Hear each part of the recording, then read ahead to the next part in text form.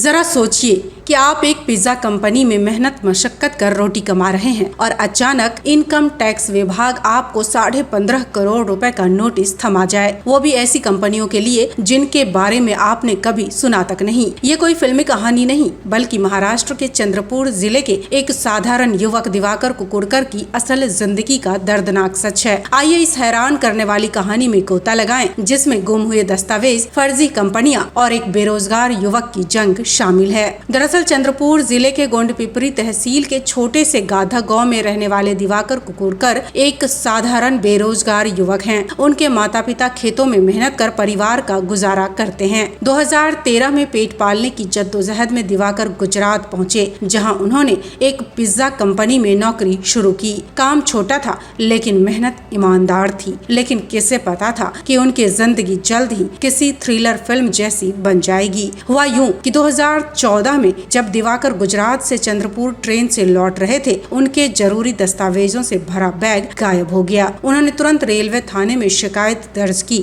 और सोचा कि मामला यहीं खत्म हो गया। साल बीत गए और दिवाकर की जिंदगी सामान्य ढंग से चलती रही, लेकिन ये शांति ज्यादा दिनों तक टिकी नहीं रही।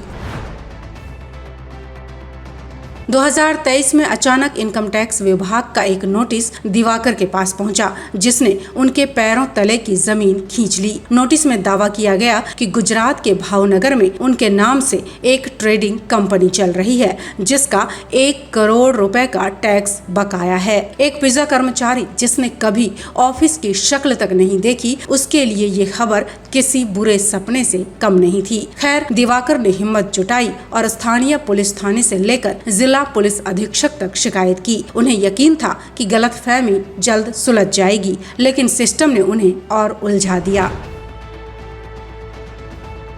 6 जून 2025 को जब दिवाकर यवतमाल जिले में फिर से एक पिज्जा कंपनी में काम कर रहे थे, उनके पिता ने एक ऐसी खबर दी जिसने उनकी दुनिया हिलाकर रख दी। इनकम टैक्स विभाग ने इस बार हद पार कर दी। नए नोटिस में दावा किया गया कि 4 फर्जी कंपनियां उनके नाम से चल रही हैं और इनका टैक्स बकाया है, वो भी पूरे 15.5 करोड़ रुपए। ये सुनते ही दिवाकर ने सब कुछ छोड़कर चंद्रपुर का रुख किया। एक साधारण युवक जिसकी कमाई बस 2 वक्त की रोटी जुटाने तक सीमित थी, अब करोड़ों के फर्जीवाड़े में फंस चुका था। गुम हुए दस्तावेज अब इस रहस्य की गुत्थी का केंद्र बिंदु बन गए। शायद किसी ने उनकी पहचान चुराकर ये फर्जीवाड़ा रचा।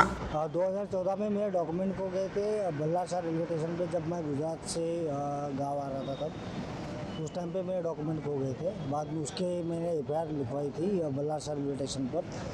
बाद में पता चला 2018-19 में किसी ने मेरे नाम से फर्जी कंपनी बनाई थी, शिवाजी ट्रेडिंग नाम की। बाद में 2022-23 में मुझे जीएसटी ऑफिस से नोटिस आया था कि मुझे जीएसटी 1 करोड़ 29 लाख की जीएसटी पे करने के लिए। तो जीएसटी ऑफिसर मेरे घर आए थे, तो उस टाइम पे मैं गुजरात से मैं घर आया था। और देन उन्होंने बोला कि कोई भी पुलिस स्टेशन में आप रिपोर्ट लिखवाओ और हमको सबमिशन कर दो कि ये जो भी आपका मामला है। तो उनको मैंने एफआईआर ये सब कुछ किया और मैंने धाबा गोंडपिपरी पुलिस स्टेशन में रिपोर्ट लिखवाई, किसी ने लिए नहीं।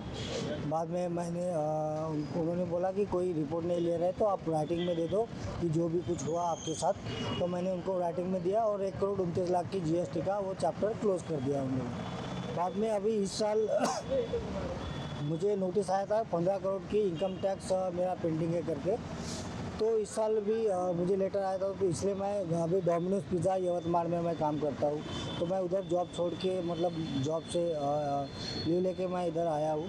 अभी मैं यहाँ पे क्या बोलते हैं अपने ये इनकम टैक्स ऑफिस में मैं विज़िट किया, तो उन्होंने बोला कि आपको कुछ ऑनलाइन उसका रिप्लाई करना पड़ेगा और इसको क्लोज़ करना पड़ेगा।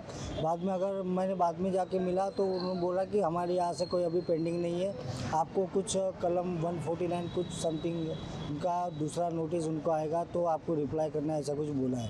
अभी मुझे भी समझ में नहीं आ रहा है कि अभी करना क्या है, फिर भी ये यहाँ तक हुआ है। दिवाकर की ये कहानी सुनकर तो यही कहा जा सकता है कि दिवाकर की जिंदगी अब एक कागजी जंग बन चुकी है। वो न सिर्फ इनकम टैक्स विभाग से लड़ रहे हैं, बल्कि उस बदनामी से भी जूझ रहे हैं जो उन्हें अनजाने में मिली। अपने नाम पर लगे कालीह को साफ करने के लिए वो दर दर भटक रहे हैं। हताश लेकिन हार न मानने वाले दिवाकर ने अब कोर्ट का रुख करने की चेतावनी दी है। लेकिन सवाल ये है कि एक साधारण युवक के पास इतने संसाधन कहाँ जो इस लड़ाई को लड़ सके। खैर, यहाँ एक और बात सोचने लायक है कि दिवाकर की कहानी सिर्फ एक व्यक्ति की नहीं, बल्कि सिस्टम की उन खामियों की है जो एक आम इंसान की जिंदगी को तबाह कर सकती हैं। ये सवाल उठता है कि आखिर कितने और लोग ऐसे फर्जीवाड़े का शिकार हो रहे हैं और क्यों एक गांव के युवक को सिस्टम की कमियों का खामियाजा भुगतना पड़ रहा है। क्या आपके पास दिवाकर की मदद के लिए कोई सुझाव है, या क्या आपने भी ऐसी किसी परेशानी का सामना किया है? नीचे कमेंट करें और इस कहानी को शेयर करें, क्योंकि सच को आवाज मिलनी चाहिए।